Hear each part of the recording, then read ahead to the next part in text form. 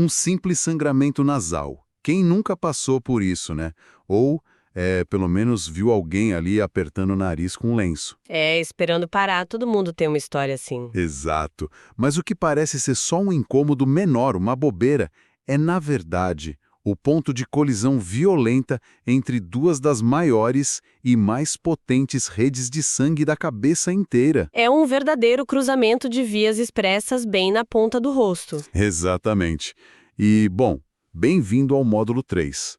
Hoje, detalhamos a vascularização nasal dividida entre os sistemas carotídeos interno e externo.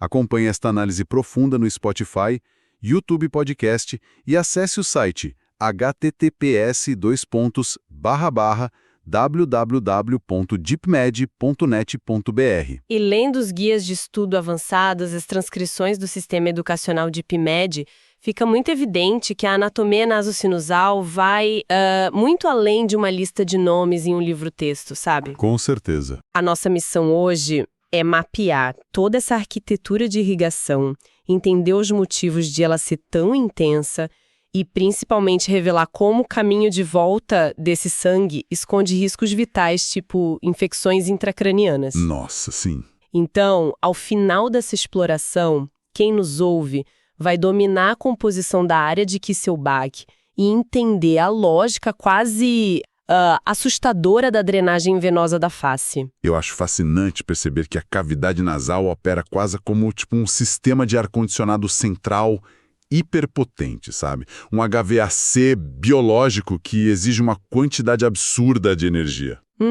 Muita energia mesmo. E essa energia, que no caso é o sangue, não vem de uma única fonte. Ela é fornecida por dois sistemas massivos, a artéria carótida interna e a artéria carótida externa. Funcionam quase como se tivéssemos duas companhias independentes de eletricidade instalando a fiação num mesmo prédio. Isso é uma ótima analogia e elas dividem o território de forma muito bem demarcada. O sistema da carótida interna, ele domina o andar de cima, digamos assim. Certo, o teto. Isso, a região antero-superior, o teto e a parte da frente do nariz. Mas a engenharia do corpo para fazer esse sangue chegar lá é um verdadeiro quebra-cabeça, porque a carótida interna não tem um acesso direto à face. Ah, é verdade, ela sobe por dentro do crânio, né? Exato. Ela sobe por dentro do crânio e envia um ramo, que é a artéria oftálmica, direto para dentro da órbita, a região dos olhos. Caramba! E é de dentro do espaço ocular que nascem as artérias que vão descer para o nariz, as artérias etimoidais anterior e posterior. E o desafio logístico que essas artérias enfrentam é o que mais me chamou a atenção nas anotações do DeepMed. Porque, pensa bem, elas estão lá no teto da órbita e precisam de alguma forma descer para a cavidade nasal. E tem osso no meio do caminho. Pois é, o que significa que elas precisam atravessar essas estruturas ósseas. Elas passam pelas fenestras da lâmina cribriforme. Que faz parte do osso etimoide. Para quem está tentando visualizar agora, imagina a lâmina cribriforme como se fosse um escorredor de macarrão, sabe? Uma placa de osso cheia de furinhos. É uma imagem perfeita. E as artérias entram por esses furos e também passam pela lâmina papirácea para finalmente conseguirem irrigar o teto, a parede lateral e a porção superior do septo. Entendi. Elas usam o assoalho do crânio e a órbita como pontes de acesso, então. Isso mesmo. Agora, enquanto a carótida interna faz toda essa rota hipercomplexa vindo lá de cima, a carótida externa tem a missão de suprir o andar de baixo. A região póstero-inferior. Exato. E o caminho dela tem uma lógica estrutural completamente diferente. Como tem muito osso denso na estrutura facial bloqueando a passagem ali pela frente, a carótida externa envia a artéria maxilar passando por trás da mandíbula. Ela vai buscando um acesso alternativo, né? É como se fosse uma rota escondida até encontrar uma porta dos fundos. Literalmente uma porta dos fundos. E essa porta é o forame esfenopalatino. É um pequeno orifício anatômico que fica bem no fundo da cavidade nasal. Quando a artéria maxilar passa por ali, ela entra na cavidade e passa a se chamar artéria esfenopalatina. E aí ela se espalha para irrigar toda a porção posterior. E a relevância desse vaso é enorme, né? Gigante. Na prática clínica, a esfenopalatina é conhecida como artéria das epistaxis. A famosa artéria dos sangramentos nasais severos. Isso, aqueles que vêm bem do fundo do nariz. Mas, vale lembrar que ela não trabalha sozinha na carótida externa, tá? Esse sistema também conta com a artéria palatina maior. Que sobe pelo céu da boca atravessando o canal incisivo, certo? Exatamente. E ainda recebe um suprimento ali pela frente através da artéria labial superior, que vem da artéria facial. Tá, então se a gente desenhar o mapa dessas rodovias na cabeça de quem está ouvindo, temos artérias perfurando ossos parecidos com peneiras lá no teto, outras entrando por uma porta dos fundos, no fundo do rosto, e outras subindo direto pelo céu da boca. É muito fluxo. E todas essas vias de alta pressão, tanto do sistema interno quanto do externo, convergem e se entrelaçam em um único local, bem ali na parte da frente do septo nasal. E esse epicentro de colisão é a famosa área de Kesselbach, ou plexo de Little. É uma anastomose intensa, tipo um verdadeiro nó vascular superficial na porção anterior do septo. É uma junção física mesmo. Sim, é um plexo formado por ramos de 5 artérias.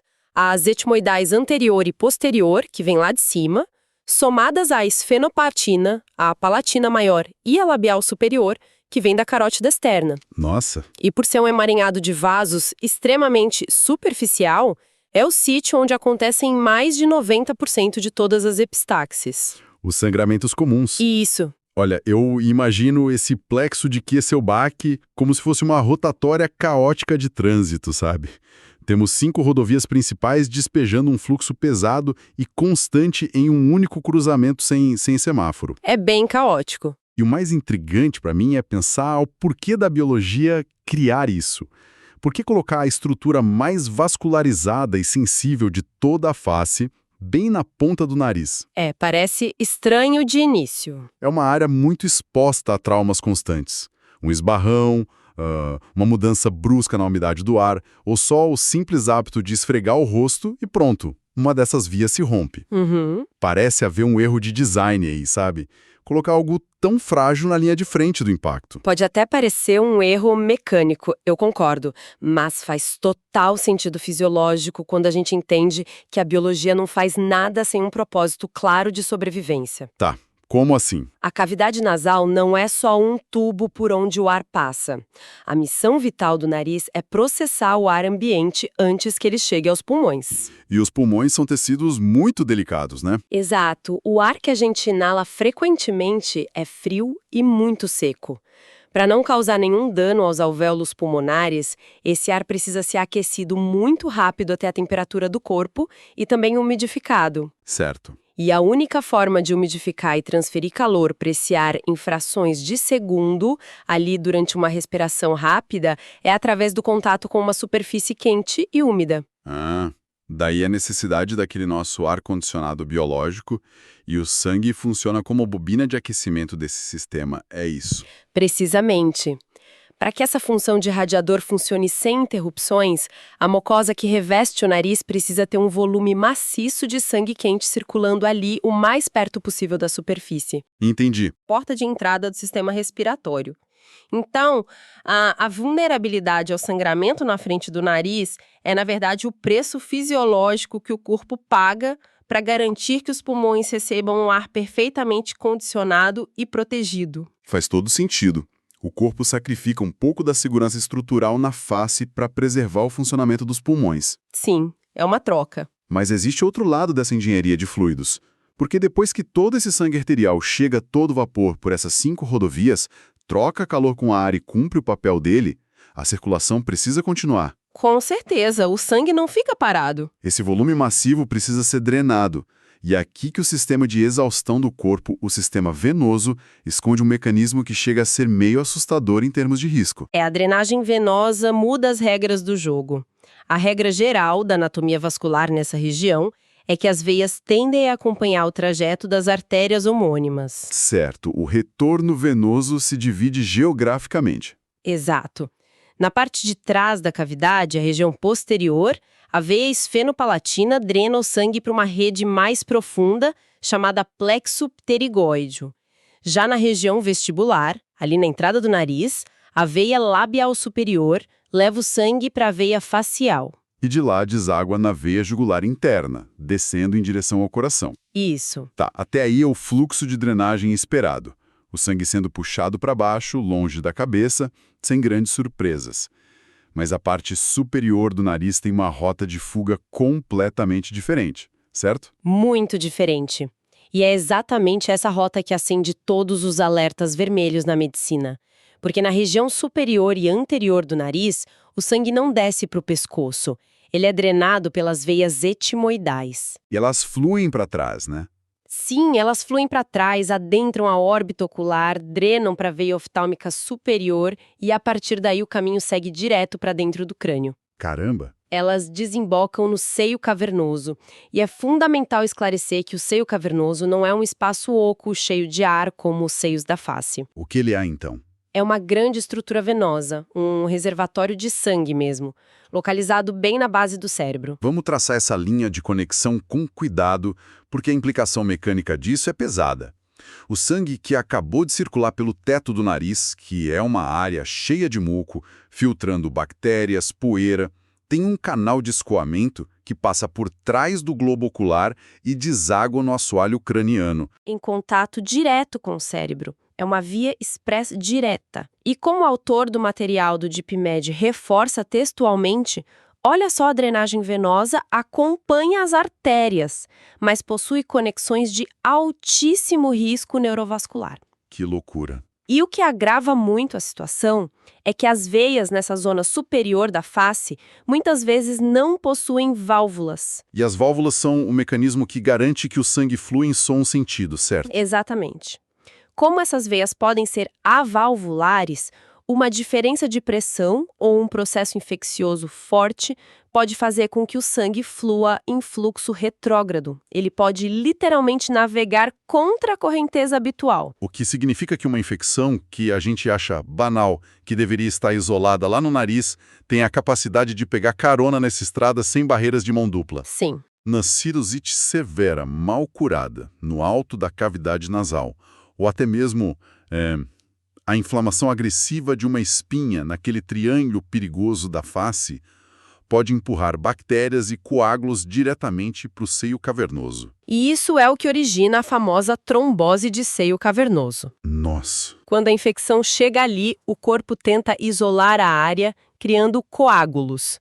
E isso acaba bloqueando o fluxo venoso dentro do crânio. E o perigo extremo mora no fato de que o seio cavernoso abriga estruturas cruciais. Que tipo de estruturas? A artéria carótida interna passa bem por dentro dele, por exemplo, além de diversos nervos cranianos responsáveis pela movimentação dos olhos e pela sensibilidade da face. Entendi. Uma infecção nasal que atinge esse ponto se converte imediatamente em uma emergência médica multidisciplinar. Envolve a otorrinolaringologia, a infectologia e a neurocirurgia, com um risco de mortalidade altíssimo. Quase como descobrir uma porta dos fundos destrancada em uma fortaleza. A gente acha que o sistema nervoso central está perfeitamente selado, mas a anatomia facial revela umas vulnerabilidades impressionantes. Pois é. E esse equilíbrio tão delicado entre funcionalidade e risco estrutural nos encaminha para o ato final dessas transcrições. Chegamos ao fim da nossa temporada sobre anatomia nasal e seios paranasais. Vamos consolidar o conhecimento essencial. Continue acompanhando o nosso conteúdo no Spotify, YouTube Podcast e em www.deepmed.net.br. E o epílogo desta série propõe que a gente não veja a anatomia como estruturas isoladas, sabe? Ou imagens estáticas em um raio-x. A verdadeira formação médica, a síntese final que o DeepMed traz, exige a integração da anatomia, da radiologia e da otorrinolaringologia em um raciocínio clínico único, onde a face é um sistema dinâmico operando continuamente através de pressões, suportes e vias de drenagem. E quando a gente olha o rosto sobre essa lente de conexões contínuas, muitos fenômenos do dia a dia passam a fazer total sentido. A drenagem do saco lacrimal é um exemplo brilhante disso nas fontes. Sem dúvida. O saco lacrimal repousa numa fossa formada pela união da crista lacrimal da maxila com o osso lacrimal. Mas as lágrimas não desaparecem por mágica. Elas escoam por um ducto que desce por dentro da parede lateral e vai desembocar lá embaixo, no meato nasal inferior. Tudo se conecta. A prática clínica e na vida, o encanamento dos olhos está diretamente ligado ao nariz. É por isso que, invariavelmente, após a pessoa chorar muito, o nariz começa a escorrer. O fluido só está seguindo o dreno natural até o chão da cavidade nasal. É um sistema de drenagem perfeito, sempre a favor da gravidade. No entanto, quando a gente analisa a estrutura que atua como o verdadeiro alicerce arquitetônico de toda essa região facial, que é o osso da maxila, a gente se depara com uma engenharia que desafia essa lógica. O seio maxilar. Sim, dentro desse osso fica o seio maxilar, que é o maior de todos os seios paranasais. A lógica básica de encanamento diria que o buraco de drenagem de uma cavidade deve ficar no fundo, certo? Com certeza. Mas no seio maxilar, o ósseo de drenagem está localizado no alto da parede medial. É o equivalente a instalar o ralo de uma banheira gigante não no fundo, mas quase na borda ali de cima. A água acumulada nunca vai conseguir escoar sozinha pela força da gravidade. Ela ficaria empoçada no fundo para sempre. Exatamente. Como o seio maxilar não pode contar com o escoamento passivo da gravidade, ele depende obrigatoriamente de um mecanismo ativo, que é o sistema mucociliar. E como ele funciona? Toda a mucosa interna desse seio é revestida por milhões de cílios microscópicos. Eles trabalham em conjunto, batendo em sincronia, como se fossem uma escada rolante microscópica. Empurrando tudo para cima. Isso, empurrando o muco constantemente contra a gravidade, forçando ele a subir pela parede até alcançar o hiato semilunar lá no alto, que acaba desaguando no meato nasal médio. E essa dependência cria uma vulnerabilidade enorme. Porque se o paciente desenvolve uma infecção viral respiratória ou uma crise alérgica severa, o muco se torna muito espesso. Ou os cílios perdem a capacidade de bater direito. A tal da escada rolante falha. Ela trava. E como a gravidade não ajuda nesse caso, os fluidos simplesmente começam a encher o fundo dessa cavidade, criando um ambiente perfeito para acúmulo de bactérias. O que gera, claro, aquela pressão e dor facial características de uma sinusite maxilar. É um acúmulo contínuo e doloroso. E se essa infecção no seio da face não for tratada e começar a se expandir, chegamos à última e mais delicada estrutura de segurança que as fontes destacam, a lâmina papirácea do osso etimoide. Que a gente comentou agora há pouco. Sim. Os seios etimoidais ficam posicionados perigosamente entre a cavidade nasal e a órbita ocular. E o que separa a infecção de atingir diretamente o globo ocular é apenas a lâmina papirácea. E como o próprio nome papirácea já sugere, é uma parede de osso fina como uma folha de papel. É uma barreira mecânica mínima, Se a inflamação corroer ou romper essa divisória frágil, a infecção invade rapidamente o espaço dos olhos, causando celulites orbitárias ou danos graves à visão. Quando a gente junta todas essas peças, a gente vê por que a anatomia facial não perdoa erros de diagnóstico. Nós temos lágrimas lavando o nariz por dentro, muco travando uma luta constante contra a gravidade, paredes ósseas com a espessura de papel protegendo nossos olhos de bactérias. É muita coisa acontecendo ao mesmo tempo. E ainda um tráfego venoso sem válvulas capaz de levar problemas da pele direto para a base do cérebro. O desafio agora, para quem acompanha nosso raciocínio, não é ficar tentando decorar vasos e nomes isolados. Qual é o foco, então? O verdadeiro exercício é mentalizar a progressão do caso integrativo que está no guia do DeepMed. Como seria? Pensem nisso. Imaginem uma sinusite maxilar, que falhou em subir contra a gravidade. E como o edema começa a pressionar a lâmina papirácea, enquanto o plexo venoso pterigóideo e as veias oftálmicas correm o risco de propagar essa inflamação. A capacidade de prever essas falhas mecânicas é o verdadeiro cerne de um diagnóstico preciso. Sensacional. A medicina ganha uma dimensão tridimensional incrível quando a gente entende os comos e os porquês, não apenas os nomes. E com toda essa estrutura mapeada e as engrenagens devidamente explicadas, a nossa audiência está mais do que preparada para o próximo salto evolutivo no conhecimento clínico. Com certeza. É com enorme entusiasmo que eu anuncio o início da nossa próxima temporada, que vai ser sobre inervação craniana e o sistema estomatognático. Fiquem atentos às próximas séries do DeepMed, onde vamos continuar decodificando os mistérios anatômicos e a precisão das conexões do corpo humano. E para fechar, eu queria deixar uma provocação final, só para deixarmos os horizontes abertos sobre tudo isso que dissecamos hoje. Manda! Nós acabamos de confirmar que o maior seio da nossa face, o seio maxilar, possui um dreno posicionado no teto, obrigando o nosso corpo a combater a gravidade 24 horas por dia para não ficarmos doentes. Certo. No entanto, se o ser humano andasse de 4 apoios, com o rosto posicionado paralelamente ao chão, esse dreno no teto ficaria perfeitamente alinhado na parte mais baixa da cavidade, favorecendo o escoamento contínuo pela gravidade. Nossa, é verdade. Então fica essa reflexão anatômica para quem está ouvindo. Até que ponto o design humano moderno é um projeto estruturalmente finalizado? Ou até que ponto a nossa face ainda está lutando evolutivamente para se adaptar à decisão dos nossos ancestrais de ficarem em pé e andarem sobre 2 pernas? Imagina um tubo, assim com a espessura exata de um canudinho de refrigerante. E a tarefa é respirar todo o suprimento de oxigênio necessário para sobreviver através desse canudinho. E com um detalhe, né? Pelo lado de fora, a passagem de qualquer alimento ainda tenta esmagar esse espaço o tempo todo. Pois é, parece um cenário desesperador. Mas é exatamente essa engenharia extrema que acontece na garganta de um bebê recém-nascido a cada mamada. É uma precisão absoluta. E é com essa imagem forte que a gente inicia o segundo módulo da nossa análise estrutural. Isso mesmo.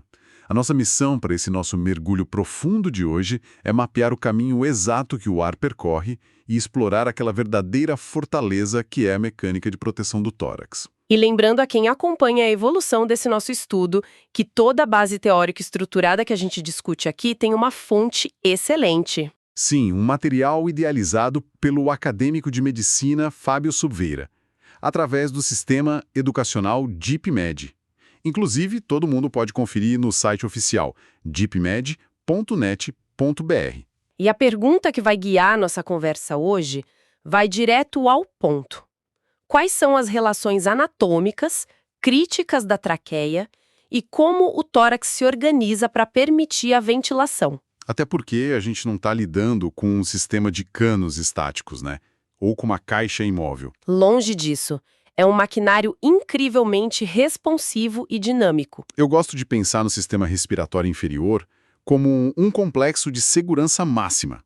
A traqueia seria tipo aquele corredor de acesso restrito. E o tórax é o cofre forte blindado. Exatamente. Mas é um cofre flexível, que precisa expandir o tempo todo para guardar o ouro do corpo humano, que são os pulmões e o coração. E para chegar nesse cofre, o ar precisa obrigatoriamente descer por esse corredor central que tem um endereço inicial e final muito bem delimitados. Tem um marco zero aí, não tem? Tem sim. A traqueia começa imediatamente ali abaixo da laringe, no nível da 6ª vértebra cervical, a famosa C6. Tá, então C6 é o ponto de transição lá no pescoço. Isso.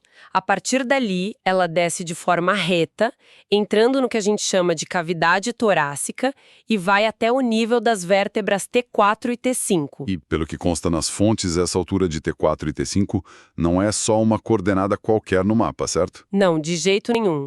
É exatamente onde fica o ângulo external. Para quem está tentando visualizar agora, é aquele pequeno relevo, aquela junção óssea que dá para palpar bem no meio do peito, no osso externo. É fascinante pensar nisso, né? Ao tocar nesse relevo externo no peito, a gente está apontando para o ponto exato onde a via aérea principal termina lá dentro e se bifurca. E essa bifurcação tem um nome bem específico que o material destaca muito.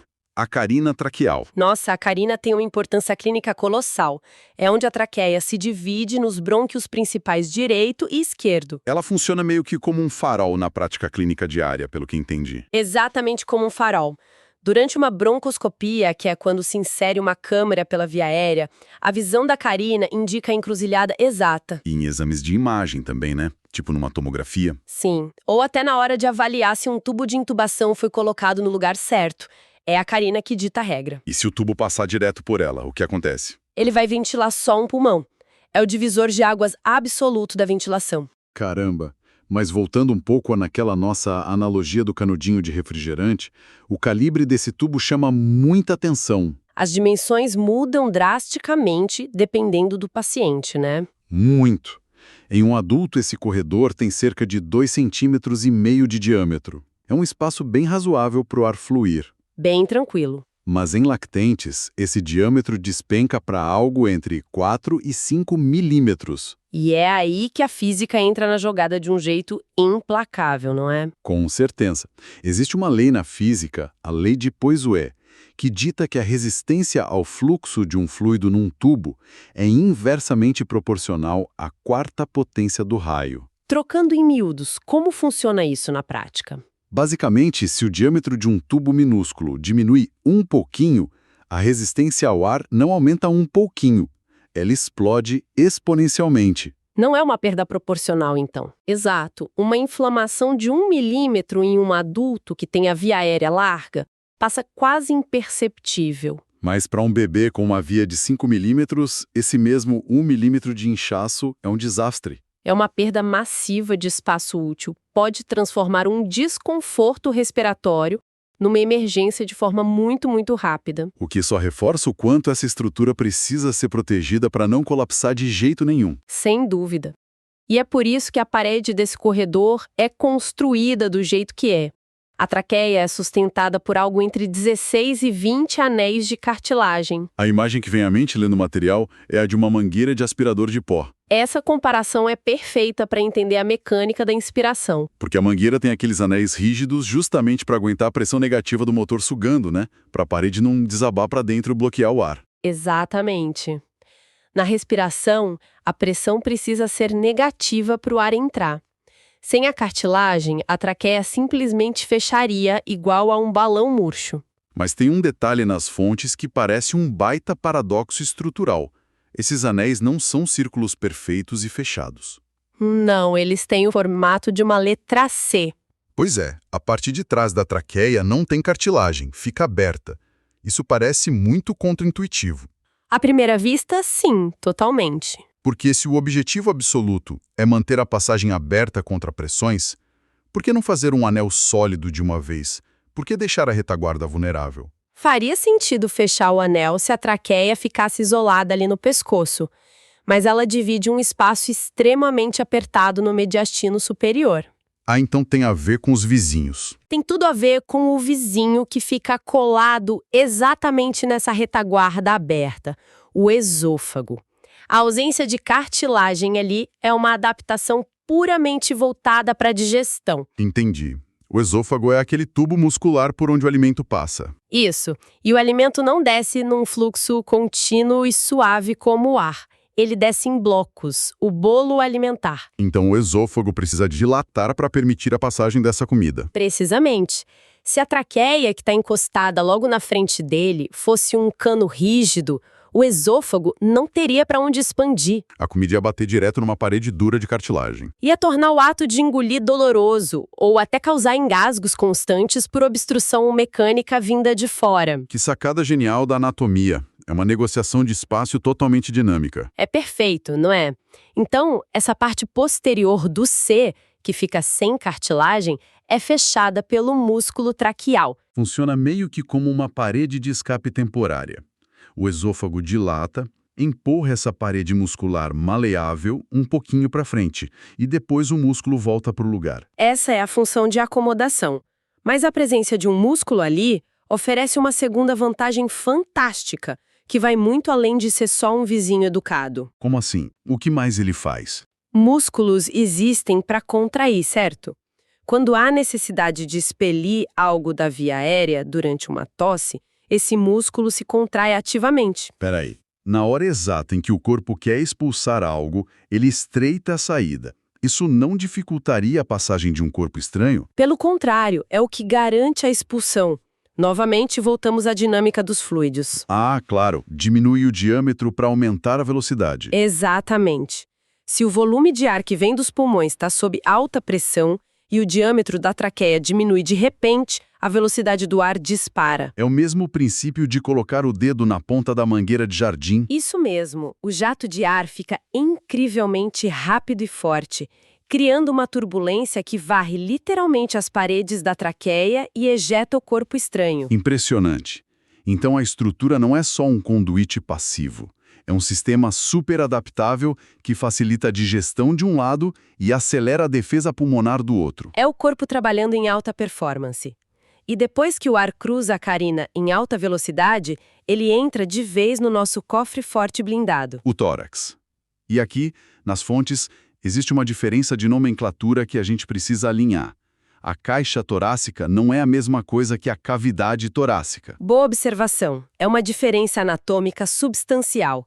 A caixa torácica é puramente o esqueleto estrutural, a armadura. Estamos falando dos ossos em si, né? Sim, as 12 vértebras torácicas nas costas, os 12 pares de costelas dos lados, as cartilagens costais e o osso externo fechando tudo na frente. Essa é a parte de engenharia civil, as vigas e os pilares. E a cavidade torácica seria o espaço interno, então. Isso. É um ambiente interno que tem um formato geométrico fascinante, um cone truncado. Mais estreito em cima, ali no pescoço, e vai se alargando em direção à base, perto do abdômen. Exatamente. E a grande genialidade dessa cavidade é que ela não é um salão único e aberto. Ela é rigorosamente compartimentada em 3 divisões independentes. A cavidade pleural direita, a esquerda e o mediastino central. Isso. E essa compartimentação é vital. O mediastino central funciona como um pilar espesso, de separação. Ele isola um pulmão do outro e ainda abriga o coração no meio, certo? Sim. Se um lado do tórax for perfurado, o pulmão daquele lado pode sofrer um colapso, mas o outro continua intacto no seu compartimento isolado. Uma redundância de segurança maravilhosa. Mas, para entendermos bem a vedação desse cofre, vamos olhar para o teto e para o chão. Como se define a abertura superior? O teto é um anel ósseo delimitado pela primeira vértebra torácica lá atrás, as primeiras costelas nas laterais e o manúbrio do externo na frente. É uma passagem relativamente estreita, não é? E extremamente congestionada. É uma verdadeira rodovia de alta densidade por onde passam os nervos para os braços, grandes artérias e veias, a própria traqueia e o esôfago. Tudo passando por um anel apertado. E quanto ao chão desse cofre? Porque, lendo as fontes, bateu uma dúvida real sobre o design mecânico do sistema. Pode falar. Para o ar ser sugado para os pulmões, o tórax precisa expandir e criar um vácuo, uma pressão negativa, certo? Mas para um vácuo funcionar, a câmara tem que ser hermeticamente selada. Exato. Só que a abertura inferior, delimitada pelas últimas costelas, é gigantesca. E passam estruturas enormes por ali, do tórax para o abdômen, como a aorta e o esôfago. É um tremendo desafio mecânico. Como é possível manter uma câmara de vácuo com tubulações imensas perfurando o fundo? O ar não devia vazar ou a pressão se perder? É aí que mora a maravilha mecânica mais complexa da respiração. A base não é de osso. Ela é fechada pelo diafragma. Aquele músculo largo em forma de cúpula? Ele mesmo. Ele separa o tórax do abdômen quase que completamente. E a questão dos tubos passando é resolvida por estruturas chamadas hiatos. O diafragma tem aberturas estratégicas. Tem o hiato aórtico, o esofágico e o forame da veia cava. Mas como um hiato, que é um buraco, não estraga o vácuo? Porque esses hiatos não são buracos abertos numa parede rígida. O diafragma é um músculo vivo e tridimensional. As fibras musculares se cruzam ali de algum jeito especial. Isso. Elas formam laços, como se fossem tipóias ao redor dessas estruturas. No caso do hiato esofágico, as fibras formam um anel contrátil. Então, quando o diafragma desce durante a inspiração, aumentando a pressão no abdômen e diminuindo no tórax, Essas fibras musculares abraçam o esôfago, apertando ele levemente. É um selo dinâmico. a estrutura passa, mas não sobra espaço livre em volta dela para o ar ou fluidos vazarem. É um esfíncter funcional que sela as passagens perfeitamente. Um design absolutamente impecável para manter a integridade da câmara de pressão. Então a gente tem o cofre estruturado, as paredes, o teto restrito e o piso móvel, que é o diafragma. O que nos leva à mecânica da ventilação em si, porque ossos sozinhos não se movem. Não mesmo. Para puxar o ar, a caixa precisa expandir o volume dela. Como essa armadura rígida altera suas dimensões? Acontece um balé cinemático impressionante, tracionado pela musculatura inspiratória. A expansão acontece em 3 eixos simultâneos. O primeiro é o que chamamos de braço de bomba. Braço de bomba. Sim, ele atua predominantemente nas costelas superiores. Sabe aquelas antigas bombas manuais de poço de água? Sei, aquela alavanca de metal que você puxa para cima e para baixo. Isso. Ao inspirar, os músculos puxam o osso externo para cima e para frente, exatamente como a alavanca dessa bomba. Isso empurra o peito para frente, aumentando a distância entre a coluna vertebral e o externo. O diâmetro antero-posterior cresce. Fica fácil sentir isso colocando a mão no peito e respirando fundo. Mas o tórax também precisa crescer para os lados, e aí entra o segundo mecanismo primário, o movimento de alça de balde. Que nome visual! E isso ocorre nas costelas inferiores? Exato. Imagina a alça de um balde, caída nas laterais. Quando você levanta essa alça, ela se afasta do centro do balde, concorda? Sim, ao subir ela se abre para os lados. É exatamente o que acontece quando os músculos intercostais externos se contraem. Essas costelas se elevam lateralmente e isso aumenta drasticamente a largura do tórax. Então, o braço de bomba afasta a frente de trás e a alça de balde afasta as laterais. O cofre se expande horizontalmente em todas as direções. E claro, o piso desce, porque o diafragma perde a forma de cúpula alta e se achata. O que expande o eixo vertical. A caixa cresce consideravelmente. Mas tem um detalhe que as pessoas sempre esquecem. Toda essa expansão acontece na parede do tórax. Os pulmões são órgãos esponjosos e totalmente passivos lá dentro. Não tem ligamentos ou músculos puxando os pulmões.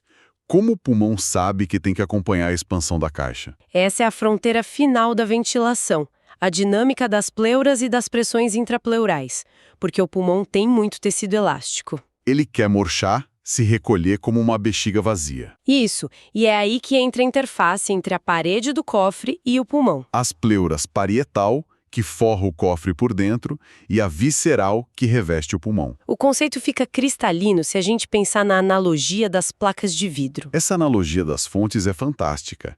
Se pegarmos 2 placas de vidro molhadas e colarmos uma na outra, elas deslizam fácil para os lados. E esse deslizamento lateral é essencial durante os movimentos de braço de bomba e alça de balde. A parede torácica desliza sobre o pulmão. Mas se tentarmos segurar essas placas molhadas e puxá-las em direções opostas, É praticamente impossível. A força de coesão e a tensão superficial do líquido criam um vácuo imenso. elas ficam grudadas. Exatamente.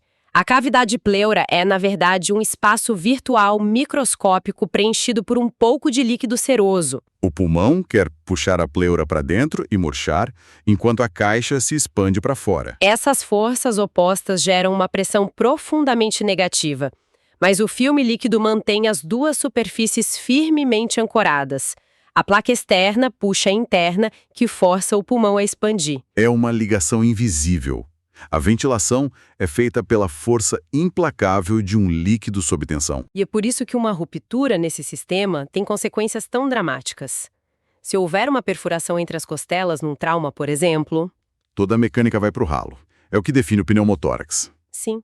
O ar invade esse espaço microscópico e o contato do líquido se desfaz, as platas de vidro se separam. Subitamente não tem mais nada puxando a pleura visceral para fora. E a tendência elástica do pulmão vence instantaneamente. O órgão murcha até virar um punhado de tecido no centro do tórax. A pessoa continua expandindo a caixa torácica bravamente, mas o ar não entra porque o pulmão não acompanha.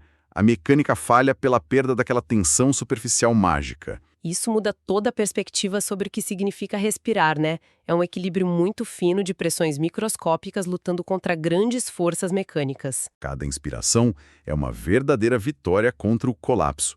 o que nos permite amarrar os conceitos dessa nossa jornada de hoje de forma bem sólida. Foi um mapeamento intenso, partindo do pescoço até as bases pulmonares. A gente traçou a via condutora, vimos a genialidade do músculo traqueal fechando os anéis em C e identificamos a carina traqueal, que é aquele ponto cardial de divisão. Exploramos a robustez das cavidades torácicas e entendemos como o mediastino cria compartimentos isolados para a segurança dos pulmões. E para garantir a eficácia de tudo isso, tem um marco mental inegociável que as fontes deixam claro: os níveis vertebrais. É o registro essencial.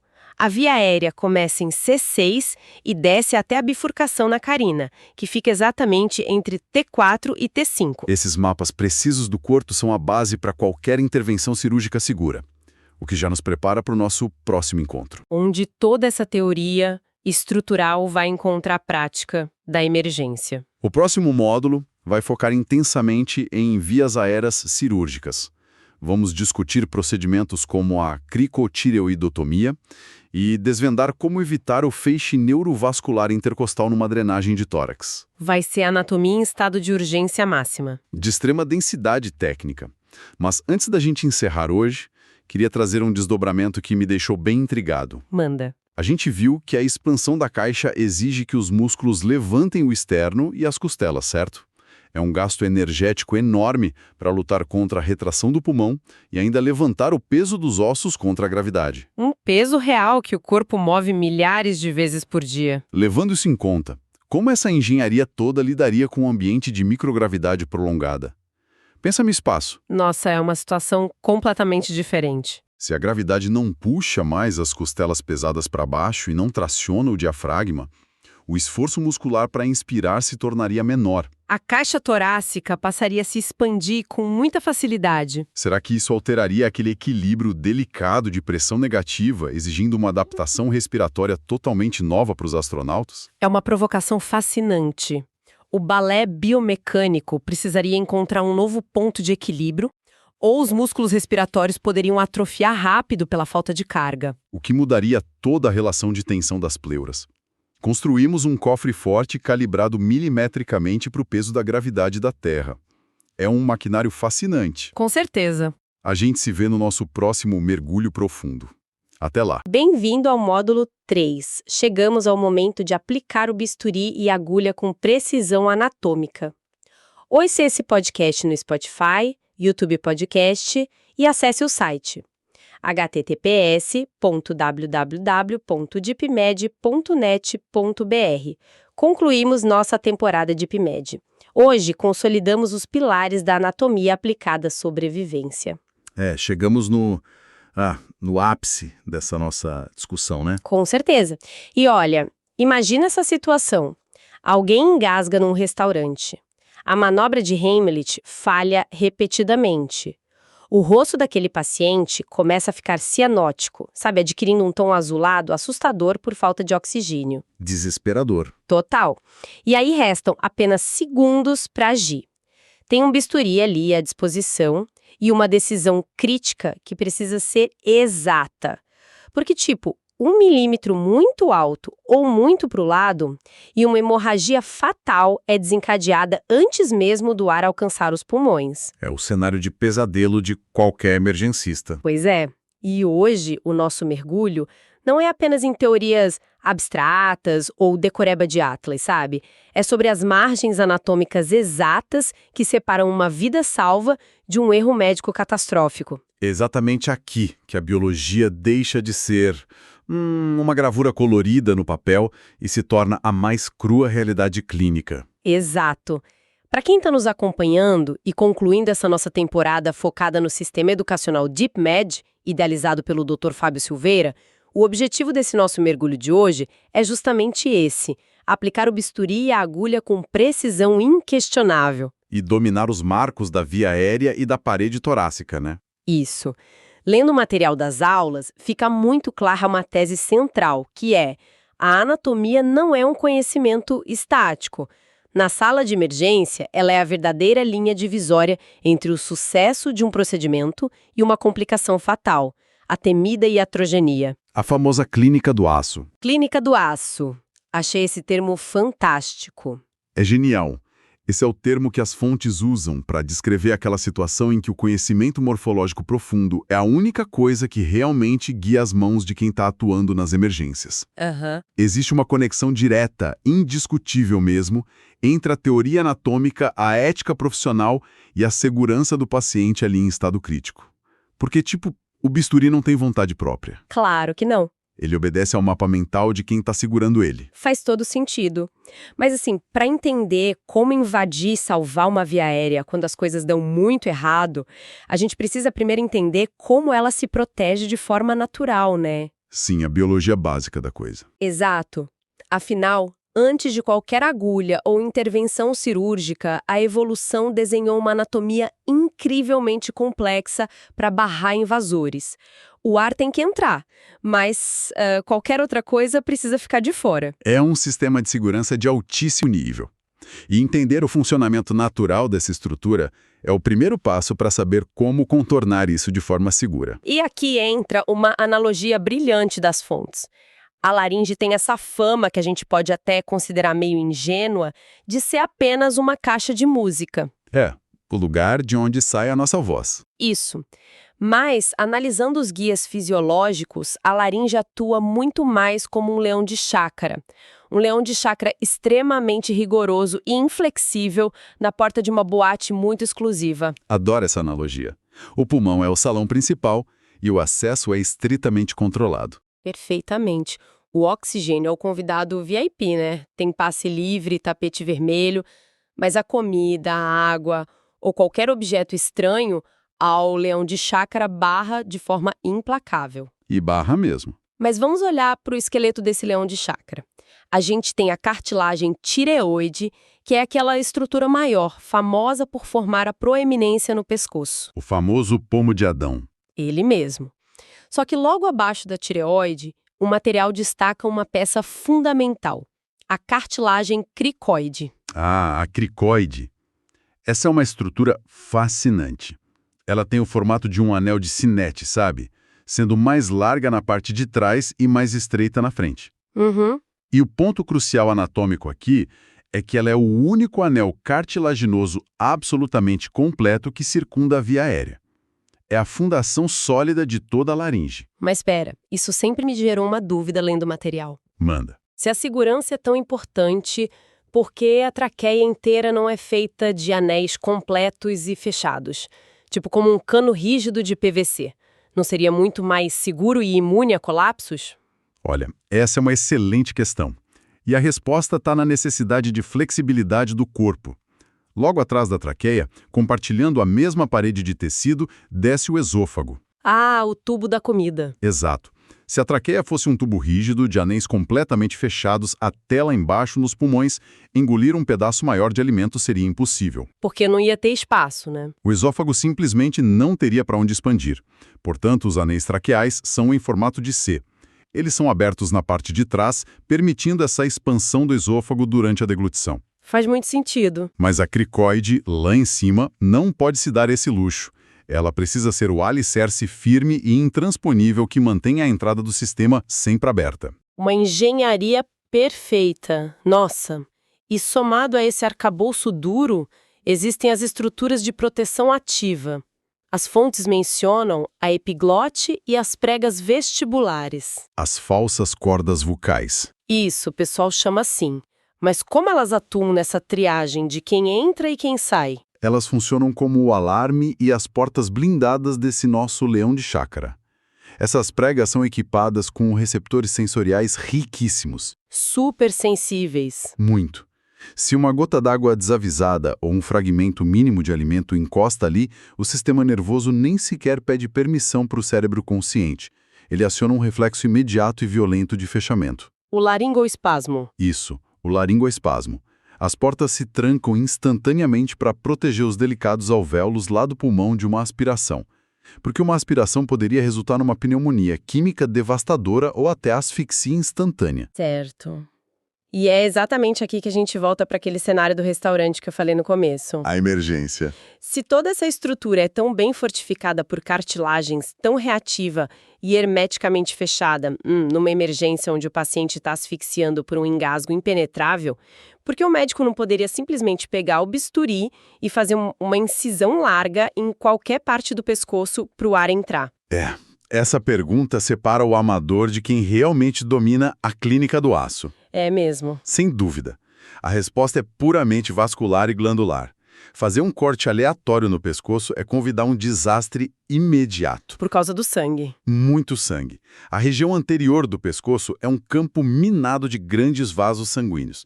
Tem as veias jugulares anteriores, as ramificações das artérias carótidas, além da própria glândula tireoide, que é extremamente vascularizada. Nossa. Um corte cego, Ani, transforma uma crise de asfixia em uma hemorragia absurda em segundos. O sangue inundaria a via aérea. Meu Deus! O que torna o procedimento focado, a cricotireoidotomia, a única saída real ensinada lá no sistema de IPMED. Exatamente. A cricotireoidotomia não é feita ao acaso. Ela deve ser realizada estritamente através de um ponto anatômico minúsculo e perfeito, a membrana cricotireoideia. Lembra das duas cartilagens que a gente acabou de discutir, né? A tireoide em cima e a cricoide logo abaixo. Perfeito. Entre essas duas estruturas, existe um pequeno espaço preenchido por essa membrana elástica. E a razão para escolher esse exato ponto é um triunfo da anatomia topográfica. Porque é vazio. Porque é o local mais seguro de toda a via aérea anterior. A membrana é incrivelmente superficial, ficando logo abaixo da pele e de uma fina camada de tecido, a fáscia. É rápido de palpar e o mais crucial de tudo é uma região avascular. Sem vasos importantes no caminho. Exato. Deslizando o dedo pela proeminência no pescoço para baixo, você cai exatamente nessa depressão. Ao inserir o bisturi ali, foge da tireoide, foge dos grandes vasos e ganha acesso direto à luz da laringe. É um atalho salvador. Incrível. Então, se a crictireoidiotomia é aquele pé na porta da emergência absoluta, feita em questão de segundos para evitar a morte ali na hora, a medicina tem também a sua chave mestra para situações planejadas. Isso, quando a gente sai do improviso desesperado. Exato. Quando o suporte ventilatório precisa durar dias ou semanas, a abordagem muda. O que nos leva a descer um pouco mais pelo pescoço. Sim, mudamos o cenário. Passamos do resgate imediato para um ambiente de controle. Planejamento cirúrgico, centro cirúrgico, luzes. Mas esse planejamento não significa de forma alguma ausência de risco. De jeito nenhum. Muito pelo contrário. Analisando as fontes sobre essa região mais baixa do pescoço, onde ocorre a traqueostomia, a sensação é de estar lidando com algo muito frágil. É um trabalho muito delicado. Imagina uma casa muito antiga, com cabos de alta tensão escondidos dentro das paredes. Quem vai fazer uma V-forma não pode simplesmente usar a marreta às cegas. Um golpe errado que atinge um desses cabos invisíveis e a casa inteira sofre um apagão. Com consequências irreparáveis. Essa analogia é irretocável. E para realizar a traqueostomia, o mapa dessa fiação elétrica oculta precisa estar perfeitamente claro na mente do cirurgião.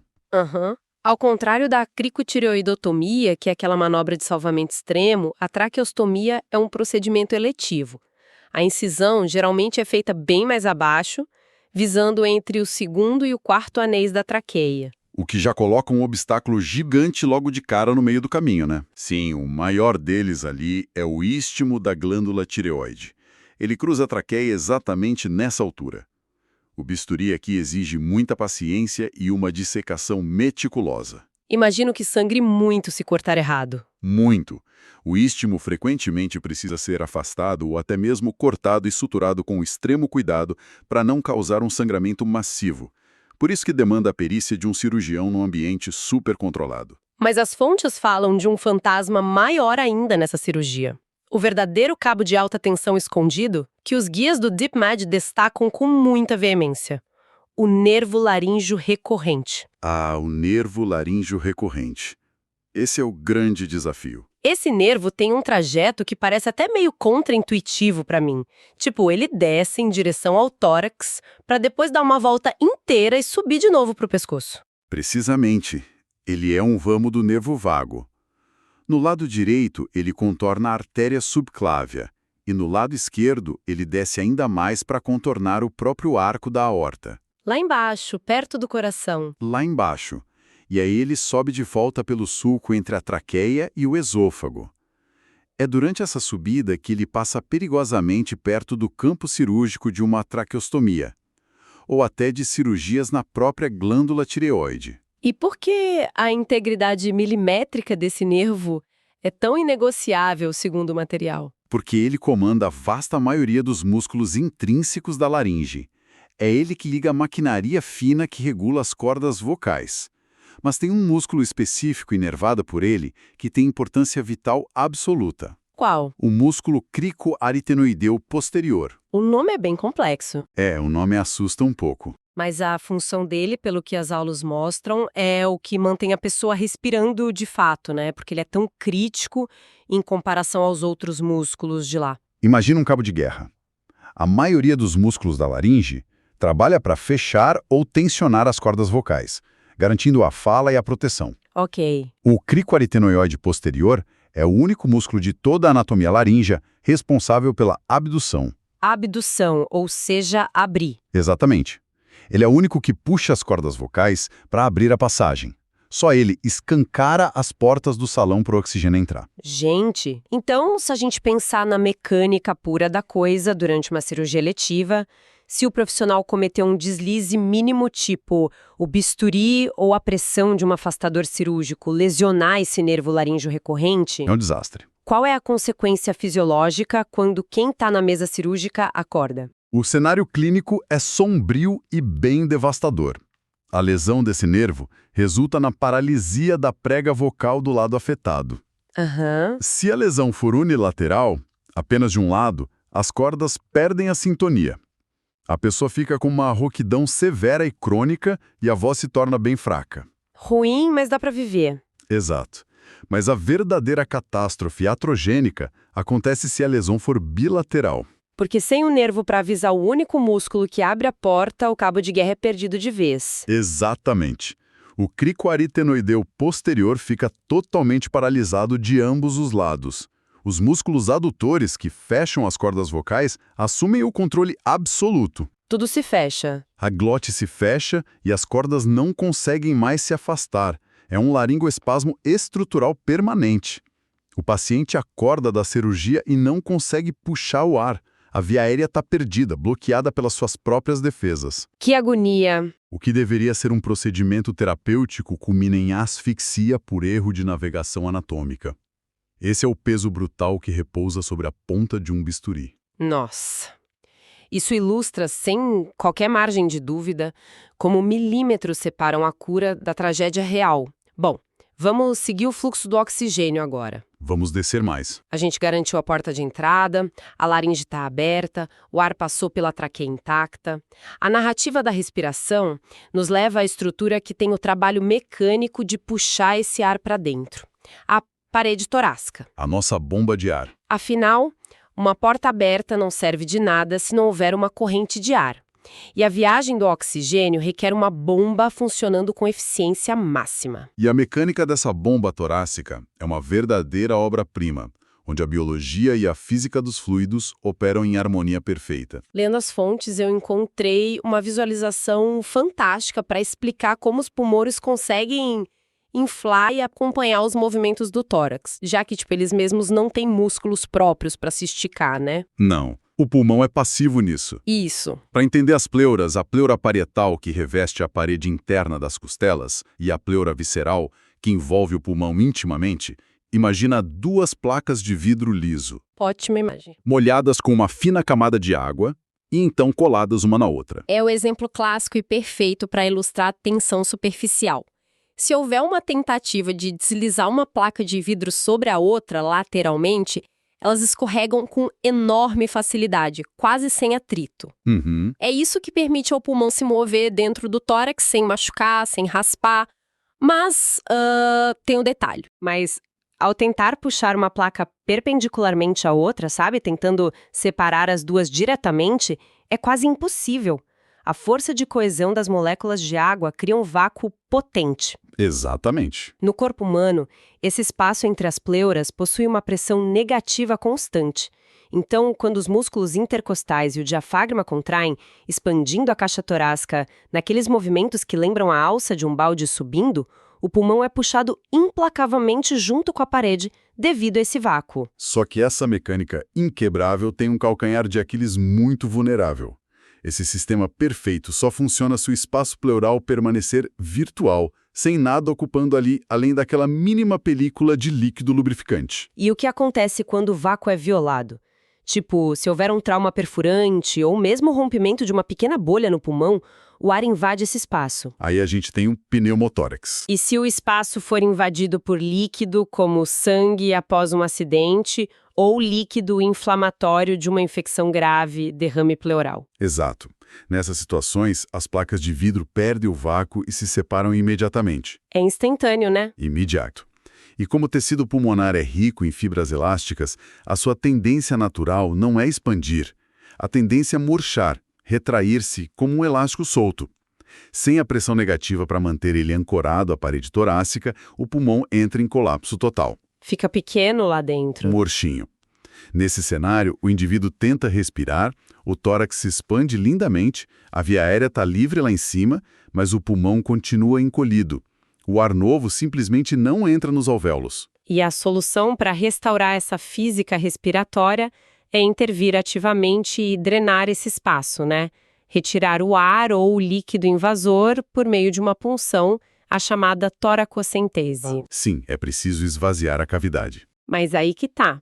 Olhando para o tórax de fora, ele parece uma área imensa, é cheio de espaços generosos entre cada costela.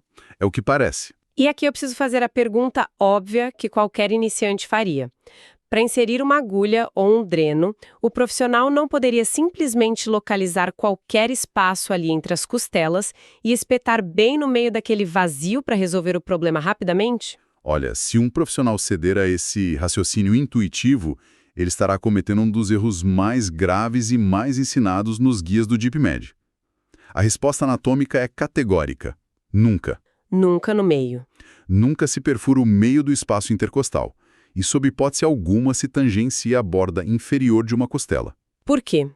O que se esconde de tão perigoso ali?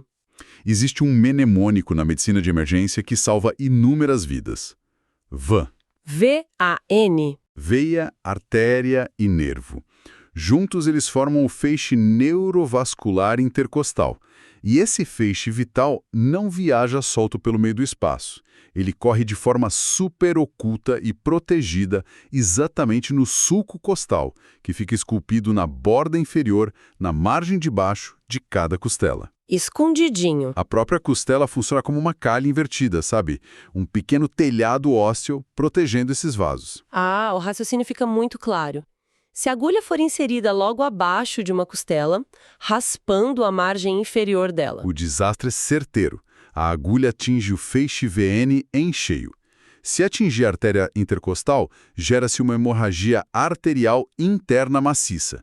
Despeja sangue sob pressão num espaço onde o pulmão já está lutando para expandir. Basicamente, o cara transforma um pneumotórax num hemotórax causado pelo próprio médico. Exatamente. Uma iatrogenia grave. E se atingir o nervo intercostal, o paciente pode desenvolver uma neuralgia crônica excruciante, uma dor intratável para o resto da vida. Caramba! O que nos leva à regra de ouro anatômica inquebrável para a toracocentese descrita nas fontes. A técnica exige que a agulha seja inserida estritamente rente à borda superior da costela inferior do espaço escolhido. Confuso. Traduz isso pra gente. Em outras palavras, o instrumento deve deslizar raspando a parte de cima da costela de baixo. Ali, na margem superior do osso, não tem grandes vasos calibrosos escondidos. Entendi. O perigo está sempre no teto do espaço, nunca no chão. Exato. O limite do erro é medido em milímetros. A mão guiada pela anatomia cura.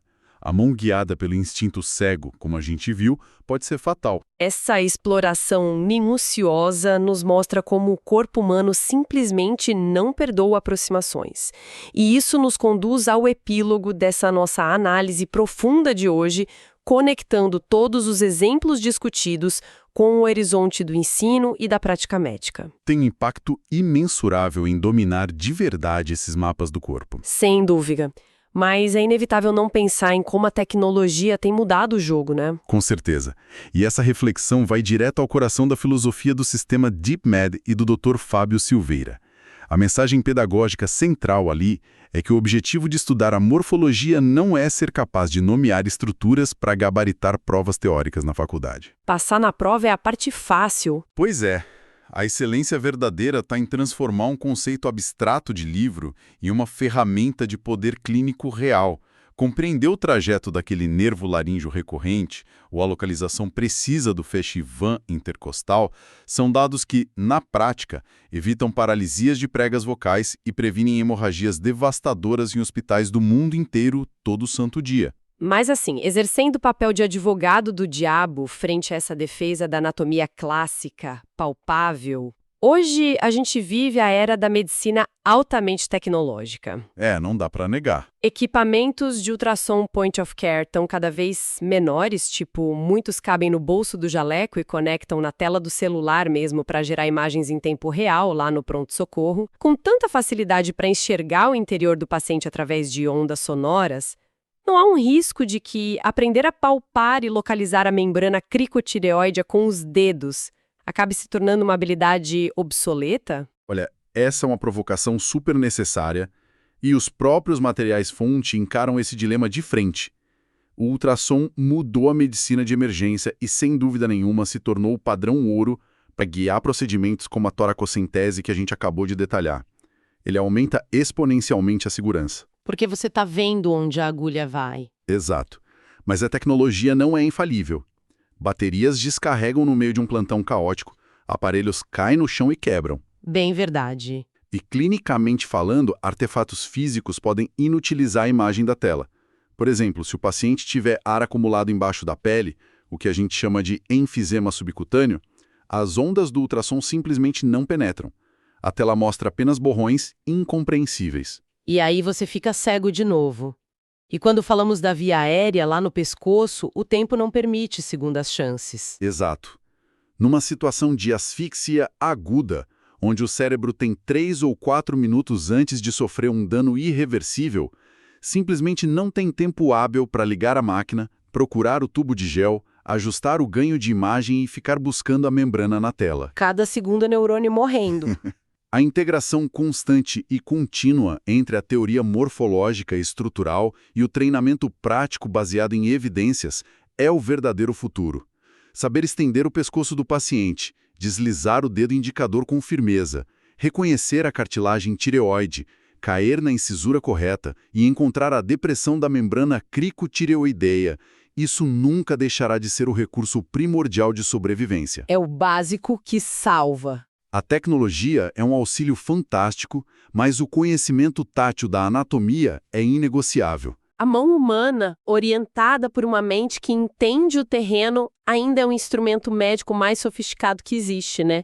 Com isso, a gente fecha um ciclo fundamental de aprendizado nessa análise. Um ciclo e tanto. Começamos entendendo a barreira natural do leão de chácara laríngeo, descemos pelas minúcias do acesso emergencial ali pela cricotireoideotomia e pelo campo minado da traqueostomia eletiva, com seus nervos críticos, até desembocarmos na complexa mecânica do vácuo pulmonar, onde a punção torácica exige um respeito milimétrico àquele feixe intercostal Van. E como coroação desse módulo educacional, tem uma tarefa de validação muito prática proposta nos guias para o nosso ouvinte. É mesmo? Qual? Convidamos quem nos ouve a realizar um exercício simples agora. Localizar, em um modelo anatômico confiável ou, claro, com extrema suavidade, por meio da palpação do próprio pescoço, a sua membrana cricotireoide. É só seguir o passo a passo que a gente falou. Isso. Ao sentir aquela exata depressão sobre os dedos, o convite é para refletir sobre o peso prático desse saber e sobre a responsabilidade técnica necessária para evitar o corte de estruturas vitais como o nervo laríngeo e corrente. A teoria finalmente ganha gravidade quando se imagina o custo incalculável de ignorá-la. Nossa, um exercício de puro respeito pela máquina humana. E assim, finalizamos nossa exploração profunda de hoje. Esse foi o encerramento da nossa jornada anatômica focada na sobrevivência. Obrigado por acompanhar o DeepMed. Continue explorando nossos módulos em deepmed.net.br. Próxima temporada, abordaremos sistemas orgânicos integrados e novas fronteiras da clínica médica. E para selar o fechamento dessa discussão com uma reflexão final, baseada em tudo que vimos, nos guias a gente estudou as rotas, os mapas teóricos perfeitos e as regras absolutas da topografia humana hoje, né? Sim, a teoria perfeita. No entanto, sabemos que a biologia não é uma linha de montagem industrial. Os corpos variam. Tem vasos que bifurcam alguns milímetros fora do padrão, tem cartilagens que calcificam mais cedo, trajetos nervosos levemente anômalos. Cada um é um. Fica o pensamento provocativo para quem está acompanhando. Diante da incerteza biológica, como o raciocínio ágil de quem está com a vida alheia nas mãos se adapta no exato milissegundo em que o mapa impecável dos livros não reflete exatamente o território obscuro, dinâmico e sangrento que se apresenta sob a lâmina afiada do bisturi. O desafio final do navegador frente ao oceano imprevisível do corpo humano. O mapa é o guia, mas a sabedoria é o que conduz. Até a nossa próxima análise profunda.